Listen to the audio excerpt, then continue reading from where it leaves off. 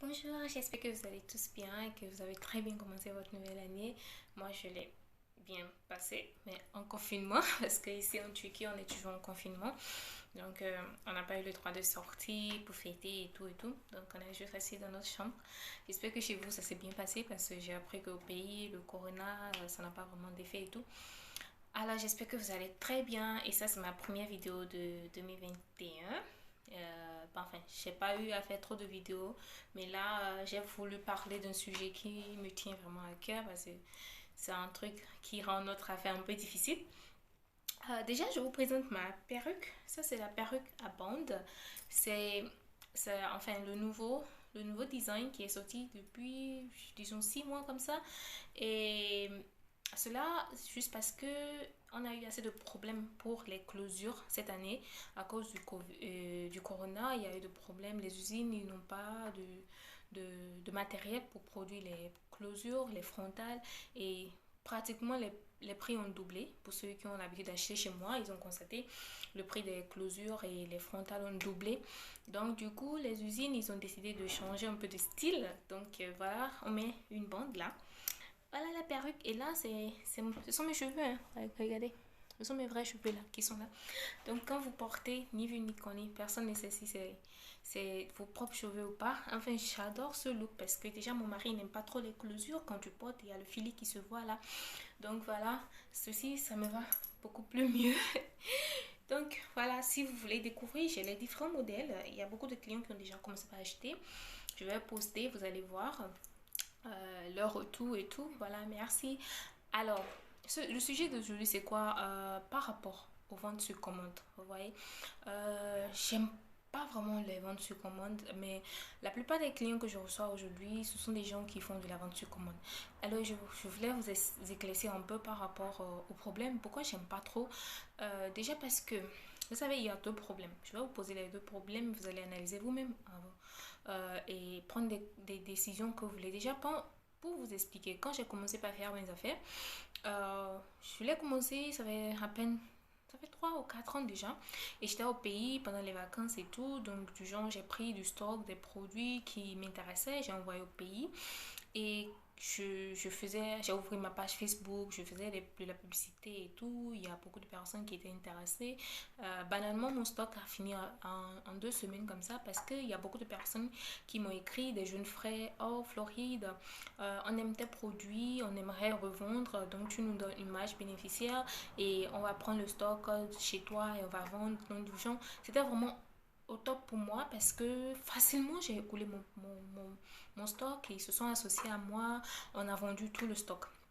Donc quand je suis repartie en Chine, j'ai eu un peu de difficulté à renvoyer d'autres stocks. J'ai envoyé 2 ou 3 fois, mais vu que je n'étais pas sur place, vous savez, quand tu as ton affaire et que toi-même tu n'es pas là pour gérer, c'est vraiment difficile. Ok, même si j'aime mon frère et ma mère qui sont en train de m'aider beaucoup, ma mère elle est déjà vieille, donc tout ce qui est marketing et réseaux sociaux, elle s'y connaît pas. Donc quand moi j'ai mon produit, je veux prendre une photo de mon produit pour lui donner un air vraiment attrayant. Je peux le faire très facilement, mais je peux pas le confier à une vieille. Donc voilà, elle fait son effort, mais c'est pas ça quoi.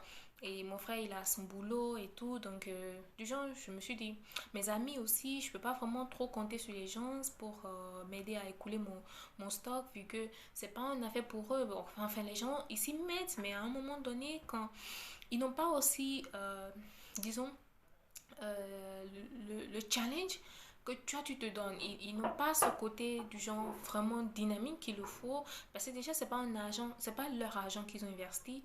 Mais quand tu investis ton argent, tu as le cœur chaud, quoi. Quand tu ne vides pas ton stock du genre. Et là, j'ai arrêté d'envoyer du stock. Et quand j'ai arrêté d'envoyer du stock, j'ai arrêté aussi de faire des publicités sur ma page Facebook et tout.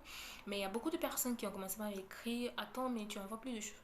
J'étais choquée, il y avait un groupe camerounais qui a mentionné ma page plusieurs fois dans les commentaires. Mais Angel House, vous ne publiez plus rien. Angel House, envoyez vos produits. Angel House, montrez-vous vos produits. Je sais, du genre, attends, je connaissais même pas les gens, je les connaissais pas, ils sont du Cameroun. Enfin, j'ai vu la page et c'était une page camerounaise et tout. Donc voilà, il y a beaucoup de personnes qui ont commencé par m'écrire, mais pourquoi vous ne vous proposez plus vos produits, pourquoi vous ne vendez plus? Et là, je dis, ben enfin, j'en vois plus de stock, voilà. Et les gens m'ont dit, mais si j'envoie des images, est-ce que vous pouvez m'aider à les acheter et tout? Je dis, mais bien sûr, je vais vous aider. Et c'est là que je suis redevenue un peu comme un agent intermédiaire pour les gens. Sinon, au début, je ne faisais que du stock. Alors, j'ai commencé par être l'intermédiaire des gens, je les aide à acheter et tout. Je prends ma petite commission dessus, mais pas autant que si je faisais du stock. Par exemple, si j'achète un produit et que j'envoie au pays, je peux gagner facilement 5 000 francs dessus.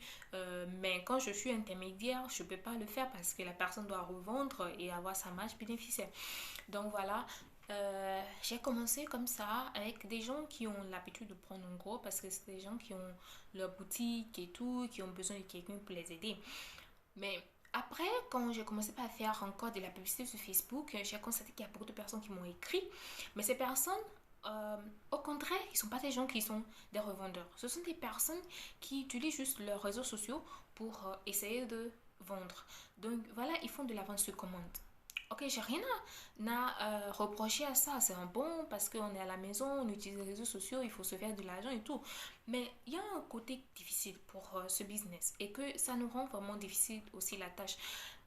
Quand je prends votre commande, vous me donnez une commande. Déjà, il y a un problème au niveau de la quantité. Si vous n'êtes pas des revendeurs, que vous ne faites pas de stock, il y a un problème de la quantité. Vous m'écrivez, les gens m'écrivent.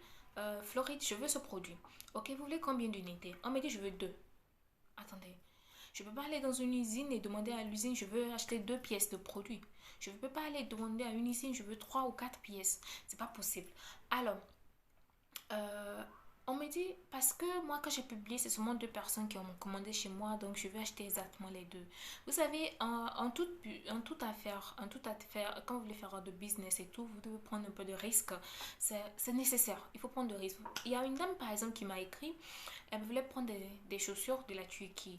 Et là, je lui ai dit que les Turcs, déjà, ils n'acceptent pas des quantités, des petites quantités et tout. Je peux accepter faire des groupages parce que c'est possible. Ouais, je peux faire des groupages pour vous, prendre des commandes de plusieurs clients, mettre ensemble pour vous et atteindre la quantité minimale. Alors la dame, elle a dit, euh, je veux acheter, mais je veux sept pièces. Et je lui dis, l'usine a demandé 12 minimum.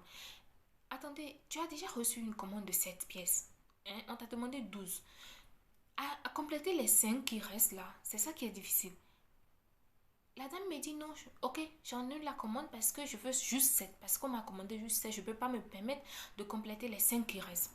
Attends, mais c'est déjà une très grande potentielle. Moi, je l'ai envié du genre, tu as déjà reçu une commande de 7 pièces. 7. Moi, quand je veux faire un stock, et je fais un stock de 100, à peine j'ai 10 commandes au début. 10 commandes, je n'ai aucune idée de comment je vais écouler les 90 qui restent. Mais pourtant, je prends 100. Et là, toi, on te demande 12, mais tu as déjà une commande de 7. Au lieu de compléter l'argent pour prendre les 12 et les 5 qui restent, tu essaies d'écouler ça facilement. Tu dis non, tu laisses la commande et là, tu retournes l'argent à tes clients.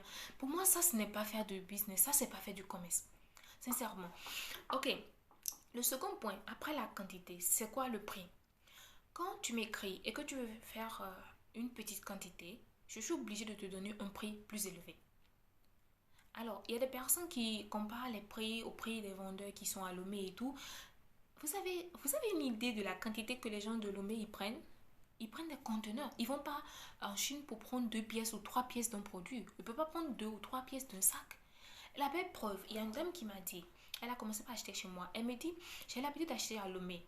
Mais les gens de Lomé, ils m'exigent une quantité donnée, au moins 6 pièces de chaque chaussure. Et c'est eux-mêmes qui choisissent les couleurs. Et je n'ai pas la possibilité de choisir les tailles que je veux. Du genre, on me dit 6, je dois prendre au moins 38, 39, 40. Et là, après, j'ai des stocks de 38 ou bien 40 en stock. J'ai des stocks que je n'arrive pas à écouler parce que les gens ne veulent pas cette pointure. Mais chez moi, même quand je vous dis quantité minimum 6, je vous donne la possibilité. Tu veux prendre 6 de 38, je m'en fous. Tu peux prendre 6 du noir, je m'en fous. Il n'y a aucun problème. Ce qui est la différence avec les gens de Lomé, ils ne veulent pas vendre une couleur et laisser une autre couleur, donc ils vous font des mélanges. Ça, la dame m'a expliqué ça très clairement. Et elle a été vraiment honnête et j'ai apprécié. Mais les autres personnes, les autres clients ne sont pas honnêtes du tout. Ils te montrent du genre que c'est toi ton business là qui est mauvais. que non, Alomé, moi j'achète ça à 5 000 francs, mais toi tu me dis 7 000 francs. Je demande, madame, vous voulez quelle quantité?